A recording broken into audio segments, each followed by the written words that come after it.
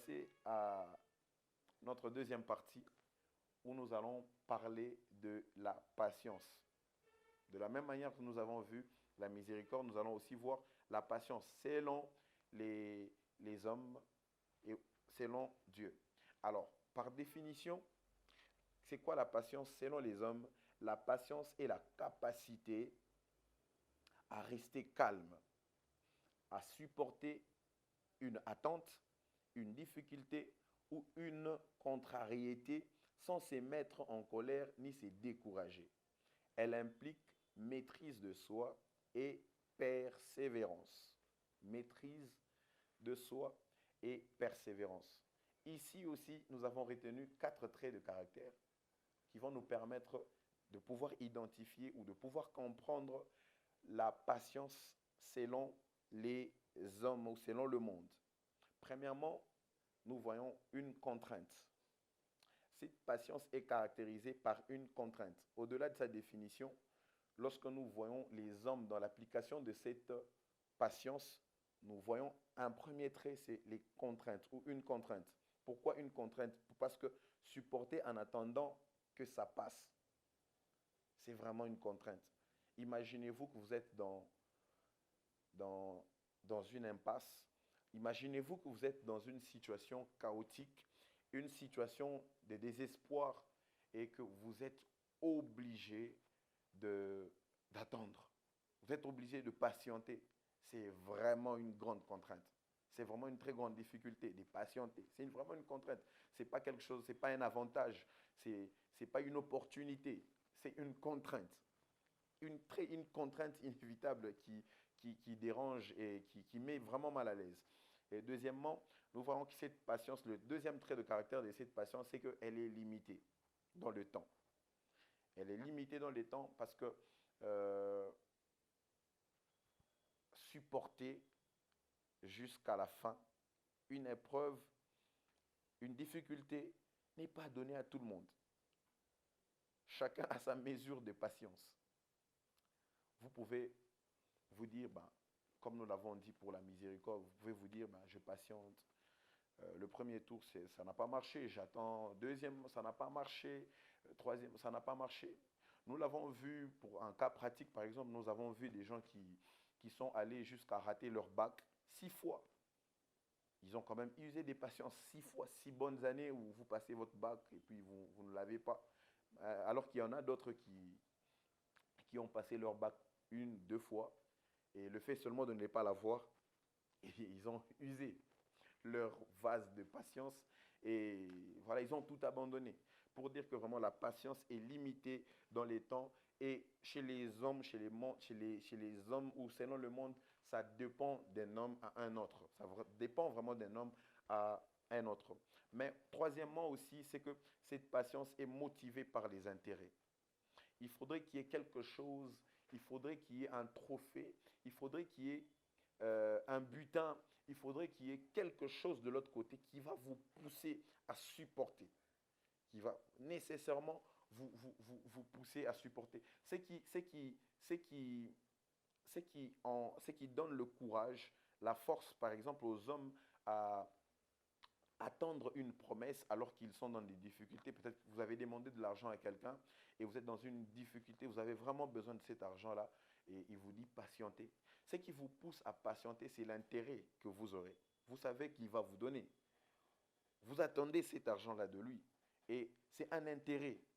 Si ce n'était pas pour ça, si quelqu'un vous promet de l'argent, il vous promet un montant, un bon montant qu'il va vous donner et que cet argent, vous l'avez déjà, vous ne calculez même pas sa promesse. En fait, vous n'usez d'aucune patience parce que vous n'êtes même pas intéressé. Vous oubliez ça passe même, vous oubliez ça.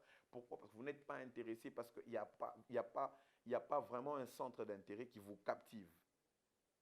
Il n'y a pas vraiment cet intérêt-là qui vous captive et qui vous retient. Donc, cette patience, elle est essentiellement motivée par les intérêts. Quatrièmement, elle est fragile. Alors, ouais. Cette patience-là, elle est très fragile. Elle se brise à tout moment. À tout moment, on renonce. On renonce aux attentes. À tout moment, on se dit, ben, c'est bon, ça y est, je n'en peux plus. Voilà le terme. Je n'en peux plus. C'est bon. Nous y sommes. c'est bon.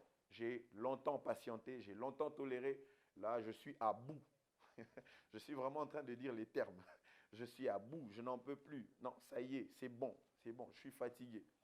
Je suis fatigué, je ne peux plus rester là à patienter. J'ai l'impression que je suis en train de tourner autour d'un vide, autour de rien du tout. Ça veut dire, vous voyez tous vos intérêts tomber. Il n'y a plus de motivation, il n'y a plus de... Il y a, en fait, même les contraintes, en fait, vous avez vu que vous avez affronté toutes ces contraintes pour rien du tout. Et vous êtes fatigué. C'est ça la fragilité de la patience des hommes. Les hommes sont vraiment pas patients. S'il faut parler des patiences, les hommes ne sont pas patients. Ils ne savent pas patienter. Essayons maintenant de voir, pour finir cet épisode, essayons de voir la patience selon Dieu ou selon la Bible. Nous allons aussi procéder à la lecture de quelques versets qui vont nous permettre à parler aussi de 4 traits de caractère de la patience, de 4 traits de caractère que nous avons retenus pour pouvoir comprendre, voir la patience selon Dieu. Premièrement, nous sommes dans les livres de 2 Pierre 3, le verset 9. Il est écrit, « Les Seigneurs ne tardent pas dans l'accomplissement de la promesse. Les Seigneurs ne tardent pas dans l'accomplissement de la promesse, mais ils usent de patience, ne voulant pas, ne voulant pas qu'aucun périsse. » Galates 5, 22. Le fruit de l'esprit, c'est l'amour, la joie, la paix, la patience. Nous nous limitons là. La patience, parce que l'objectif était de ressortir ces mots-là, patience, dans ce qui est considéré comme étant les fruits de l'esprit. Pour dire que là où il y a l'esprit, il faut nécessairement qu'il y ait de la patience. Pour une précision ou un détail, là où il y a l'esprit de Dieu, il faudrait nécessairement qu'il y ait la patience. Pas la patience fragile des hommes, mais la patience selon Dieu.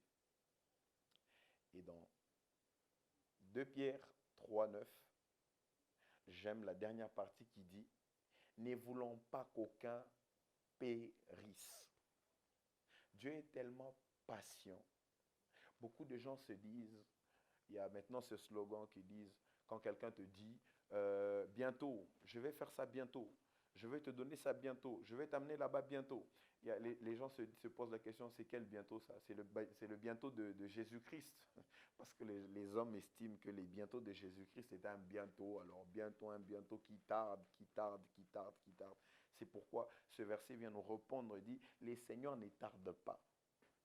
Les Seigneurs ne tardent pas. Il ne tarde pas à l'accomplissement de la promesse. Le Seigneur ne tarde pas. Mais il use juste de patience. Pourquoi? Parce qu'il ne veut pas qu'aucun ne périsse. Ce n'est pas sa volonté. Sa volonté est que tous parviennent au salut, mais aussi à la pleine connaissance de la vérité. Alors il ne veut pas perdre un seul. Si vous estimez que les bientôt de Jésus-Christ tardent, en vrai, il ne tarde pas.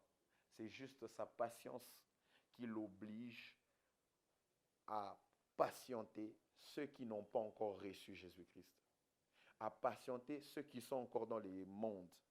Dieu étant un Dieu de patience, étant même un Dieu patient, étant même la patience elle-même, il ne veut pas que les autres périssent. Puisque toi et moi, nous sommes sauvés, Dieu ne veut pas que les autres là périssent.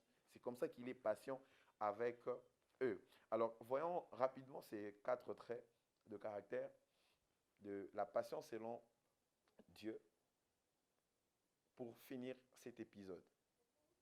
Premièrement, cette patience est une expression. Elle est une expression de l'amour. Lorsque la Bible dit « il patiente parce qu'il ne veut qu'aucun ne périsse », c'est juste parce qu'il aime. Il aime même ceux qui ne sont pas en Christ, ceux qui sont encore dans le monde. Il les aime tellement au point d'être patient avec eux. De la même manière qu'il était patient envers toi et moi, il est aussi patient envers eux. Il veut qu'eux aussi puissent, n'est-ce pas, parvenir au salut. Donc, premièrement, la patience de Dieu est une expression de son amour.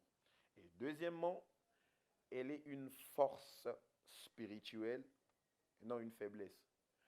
Certains pensent que lorsque Dieu est patient envers vous, ou lorsque Dieu est patient avec vous, c'est une faiblesse. Là, c'est plus pour les gens de la loi. Les gens de la loi voient ça comme une faiblesse. Non, vous blaguez parce que Dieu est patient. Non, ce n'est pas une faiblesse, c'est une grande force spirituelle. C'est une capacité extraordinaire spirituelle de Dieu. De la même manière qu'il a été patient envers nous, avec nous, de la même manière il est aussi avec les autres. Il nous a patienté jusqu'au jour où nous avons rencontré son Fils Jésus-Christ et nous sommes parvenus non seulement au salut, mais nous parvenons quotidiennement, n'est-ce pas, à la connaissance de la vérité. Alors de la même manière aussi, il est patient envers eux. Donc c'est une force spirituelle, ce n'est pas une faiblesse.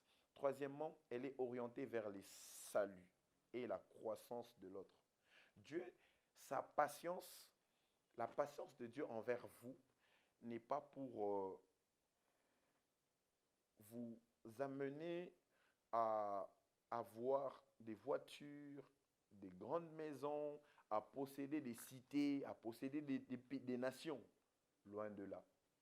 La patience de Dieu, elle est essentiellement basée, elle est essentiellement orientée vers les saluts. Tout ce que Dieu veut, chaque fois que Dieu use de sa patience envers un homme, c'est pour qu'il parvienne au salut. Non seulement au salut, mais qu'il parvienne aussi à la connaissance, à la croissance, à la connaissance de la pleine vérité. Pour finir, quatrièmement, cette patience, elle est durable, elle est constante, je vais dire qu'elle est fixe, elle est éternelle. Elle n'a pas une période où elle existe, une autre période où elle n'existe pas. Elle est durable. Dieu est patient depuis les commencements jusqu'à aujourd'hui. Il demeure patient. Demain, il reste patient. Après-demain, il reste patient. Sa patience ne s'épuisera pas. Le jour où sa patience s'épuise, alors il n'est plus un Dieu de patience. Parce que c'est là est le reflet de sa personne. Et vraiment le reflet de sa personne. Merci de nous avoir suivis dans cet épisode où nous avons parlé de la miséricorde, mais aussi de la patience selon les hommes, mais aussi selon la Bible ou selon Dieu. Permettez-moi ici de vous encourager à développer la miséricorde selon Dieu, mais aussi la patience, des choses qui ne sont vraiment pas essentiellement basées sur les intérêts, sur ce que nous aurons après, mais qui sont essentiellement basées sur les autres, sur ce que nous voulons voir des autres. Nous voulons que ceux-là puissent parvenir au salut. Alors, vous êtes peut-être encadreur, vous êtes peut-être responsable, vous encadrez un groupe de personnes. J'aimerais quand même vous exhorter ici, soyez patient envers eux. De la même manière, Dieu a été patient envers vous jusqu'à vous faire parvenir à la connaissance ou vous faire parvenir au niveau où vous êtes. Soyez patient avec eux. Je ne sais pas, vous êtes quelque part, j'aimerais encourager quelqu'un. Tu es quelque part, tu me suis et tu as l'impression que Dieu n'est pas patient envers toi. Tu as l'impression que les mondes autour de toi n'usent pas de patience envers toi. J'aimerais t'encourager en te disant ceci. Dieu est tellement patient. Il est tellement patient envers toi. Tout ce que lui, il veut, tout ce qu'il veut, lui, c'est que toi, tu parviennes au salut. Non seulement au salut, mais aussi à la pleine connaissance de la vérité. C'est ça la volonté de Dieu pour toi. Alors pour ça, il est prêt à patienter, à patienter, à patienter encore. Ne pense pas que c'est fini pour toi. Dieu est là, il attend que toi. Si tu n'as jamais donné ta vie à Christ, je pense que c'est pour toi ici une grâce. C'est pour toi ici une faveur, une bonté de Dieu. C'est pour toi ici la miséricorde de Dieu. C'est pour toi ici la bonté, l'amour de Dieu qui vient frapper à ta porte. Tu n'as pas 2, 3 choses à faire ou plusieurs choses à faire. Tout ce que tu as à faire, c'est de croire seulement que Jésus-Christ t'aime et qu'il est celui que Dieu a envoyé pour ton salut. et seulement en confessant qu'il est Seigneur dans ta vie, en confessant qu'il a payé le grand prix pour toi et qu'il t'a racheté de la mort, automatiquement tu appartiendrais à la famille céleste, cette grande famille royale où nous sommes déjà. Et nous, ça serait notre plaisir de te recevoir dans cette grande famille. Que Dieu te bénisse de partout où tu m'as suivi. Je vous donne rendez-vous à la semaine prochaine pour un nouveau numéro. Je vous dis à très bientôt.